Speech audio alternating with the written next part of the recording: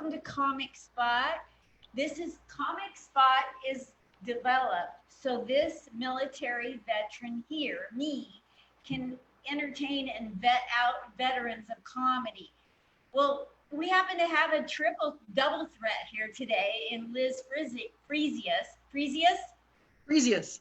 Frisius, yes, Liz Frisius is not only handling comedy for an extended period of time, which makes her a veteran in a comedy. If you don't quit, you're a veteran, okay?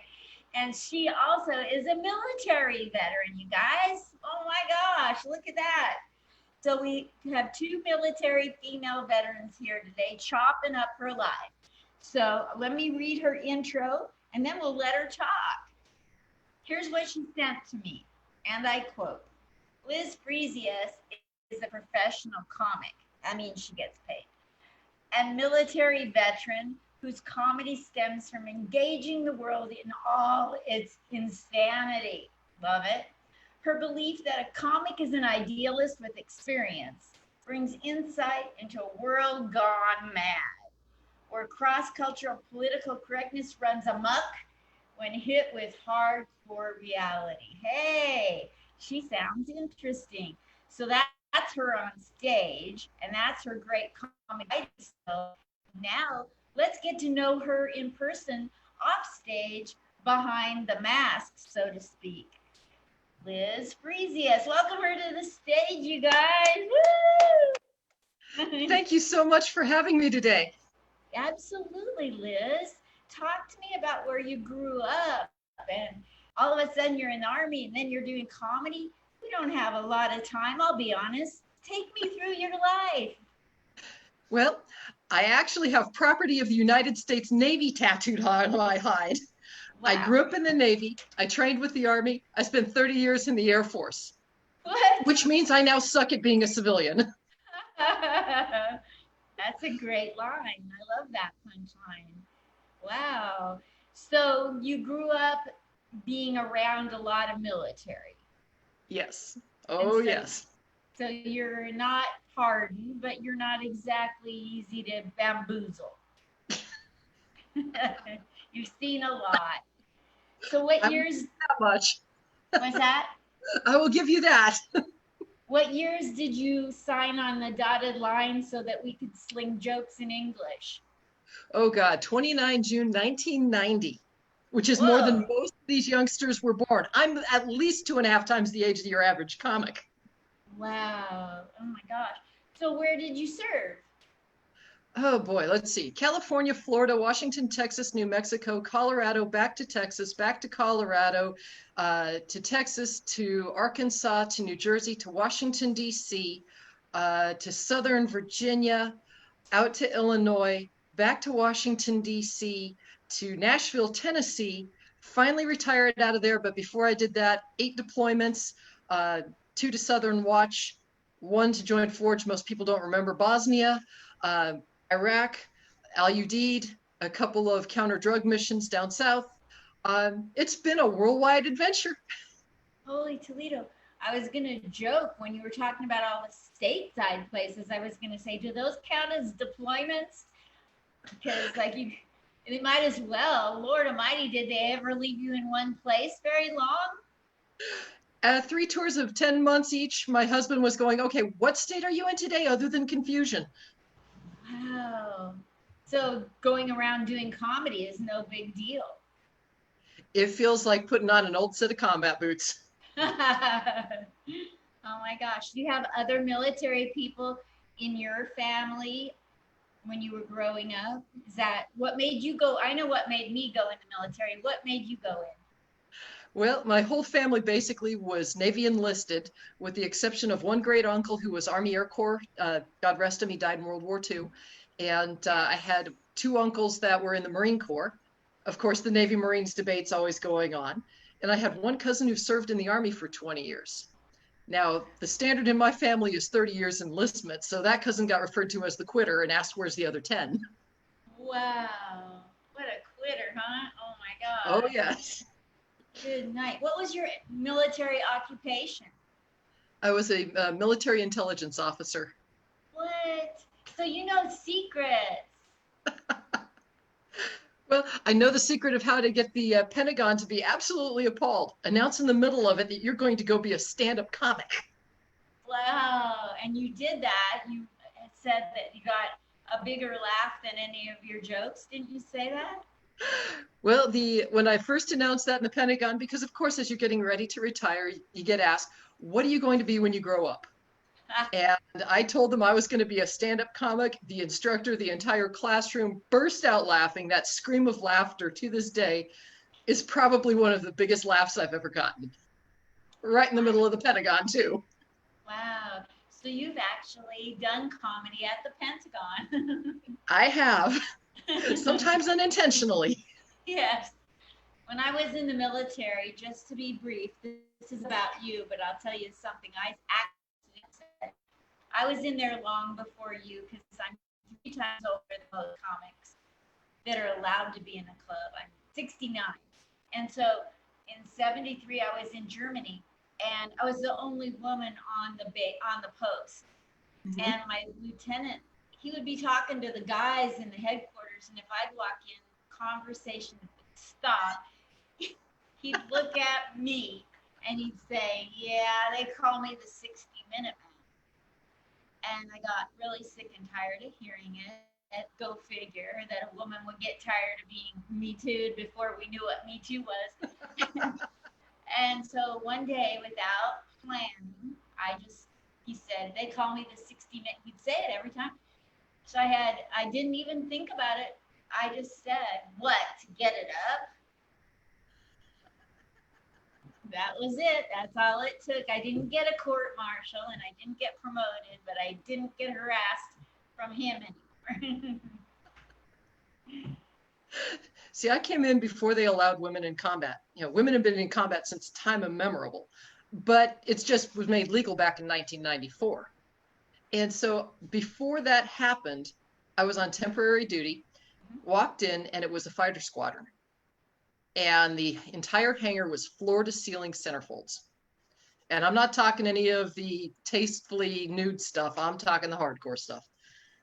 And the only female was an 18-year-old slick sleeve, basically an administration troop.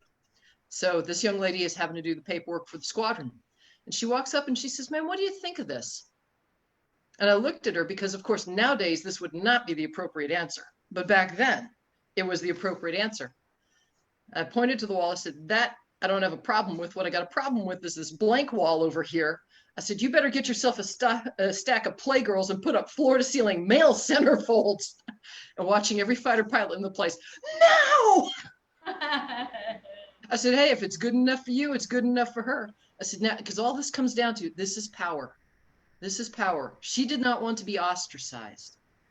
But how do you get power in an environment when you're the youngest, the lowest ranked, and the only female? And in this case, all of a sudden, now you've got a negotiating tool. Nowadays, completely inappropriate would never happen.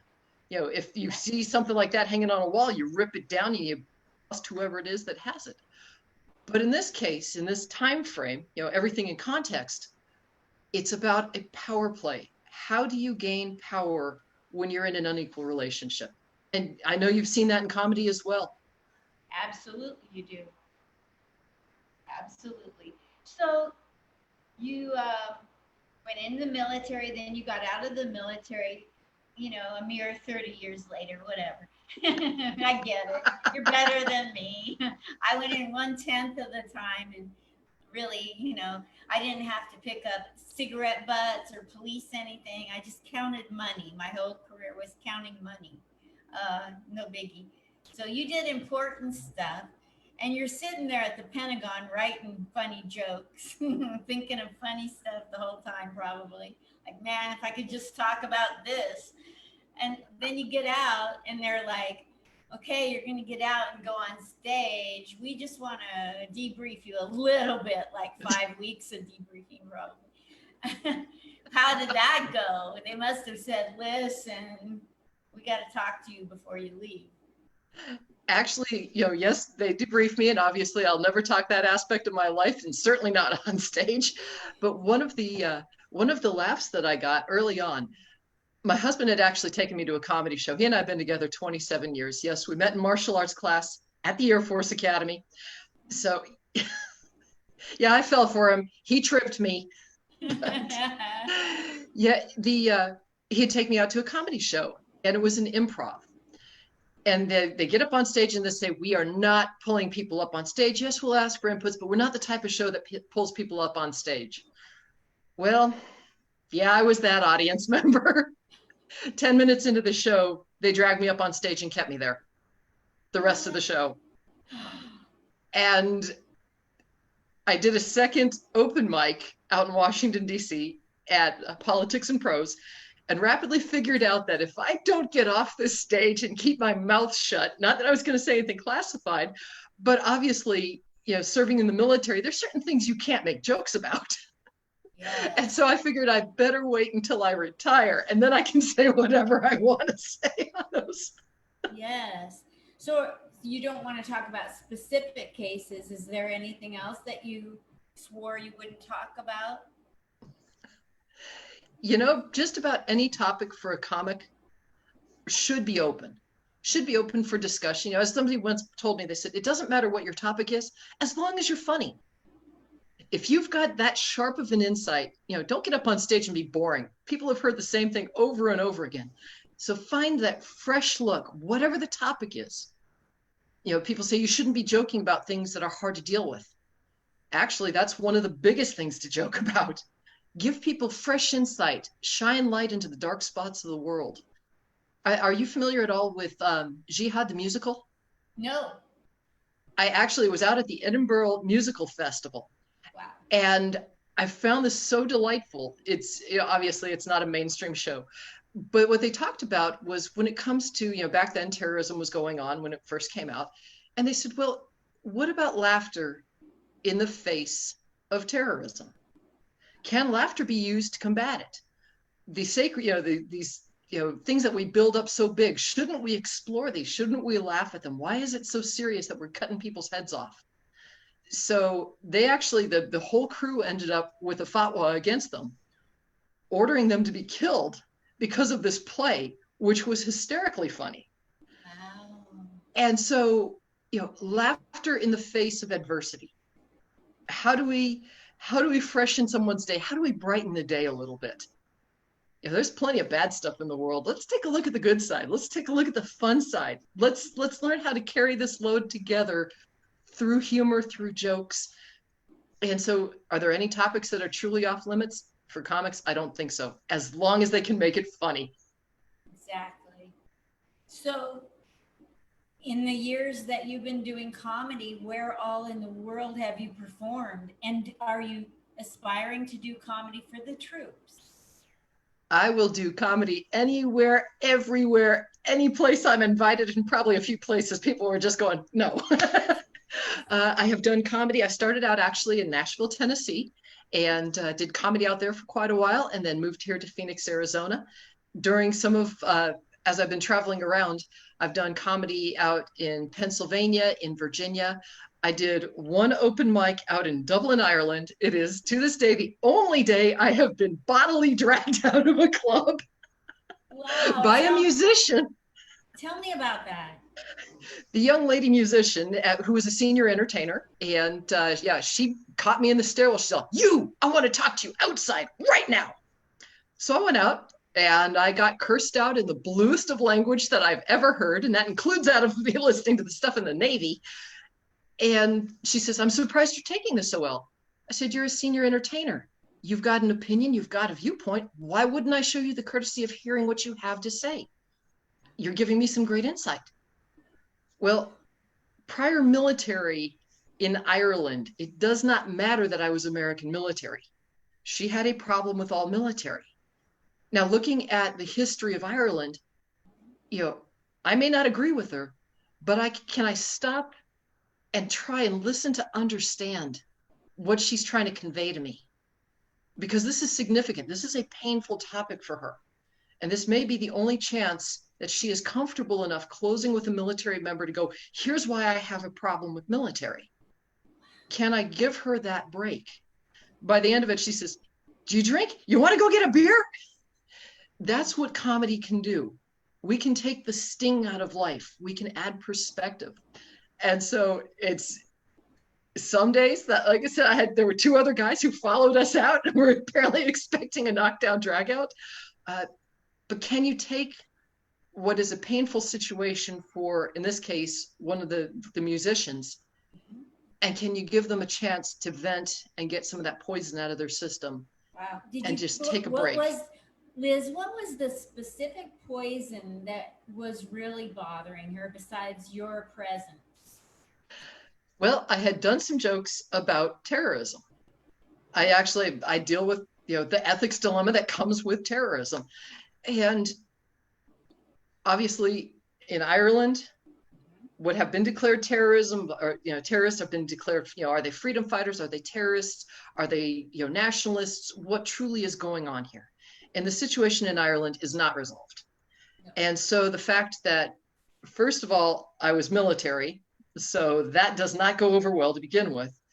But then when I make commentary on having been in the military and having been deployed, and some of this navigating around what are these issues, it was way too close to home for her. And that appreciation, the oddest thing about it is we were in the Michael Collins bar of the International Bar. Now, Michael Collins, leader of the IRA, who when he finally signed the peace certificate with the British gentleman said, "I think I just signed my political death certificate." Michael Collins' response was, "I think I just signed my own death certificate." And a week later, a member of the IRA assassinated Michael Collins for signing the peace accords. And so here's a man who realized terrorism in the long run doesn't work. And so you've got this really heartbreaking situation. And then, we're having a comedy show in that bar, and I broached that subject. Okay, should I have had a little more cultural sensitivity? I'm still torn on that one, because I think Michael Collins, of all people, probably would have understood and gone, we need to discuss this. We need to laugh at some of this stuff. We need to find a better way. Yes. Wow, that's crazy. That's got to go down in your annal of history as the craziest thing that ever happened. Or is there something crazier you've been through? Well, the only thing crazier was just outside, oh goodness, I was out in just outside Pittsburgh, and I was at a comedy open mic there, and I was not on stage. Hats off to this gentleman. He was a rather large comic, but when I look at standards of professional in comedy, this man takes it hands down, bar none. A young lady showed up. She was altered mental status. Don't know what was causing it. You still talk like you're in intelligence. Well, whether she was drunk, drugged, or having a mental illness breakdown, I don't know. But she was having a Britney Spears moment. Thank you, well put. But she basically had a meltdown while she was waiting to go on stage. This tiny little woman tackles the 300-pound comic who's on stage in the middle of his set. They perp walk her out. She's got her shirt open. There's not a whole lot underneath the jacket there. So they go walking her out. And like I said, the gentleman who was on stage, he has my undying respect, because he got up and did another 3 minutes. After all that, got the audience back in, did the rest of his set, finished strong. And I'm looking at that going, that is the standard of professionalism as a comic. Wow. Just wow. That is a great story. Have you been watching America's Got Talent this season and seen the comedian Marty Ross? I have not seen this season, so I'm going to have to check that out. So he now has my ultimate respect for a different comedy reason. He got up, and I would say his first 3 or 4 punches did not work. People were looking at each other in the audience, like, why are we here? Can we gong him? It was bad. For the first 3 or 4 punches, you don't want that. You want to laugh right out the gate. Then, people relax, and they, how it is. And so he didn't get it. And he just kept on going and got them about 1/3 of the way through and finished strong and made it to the next round.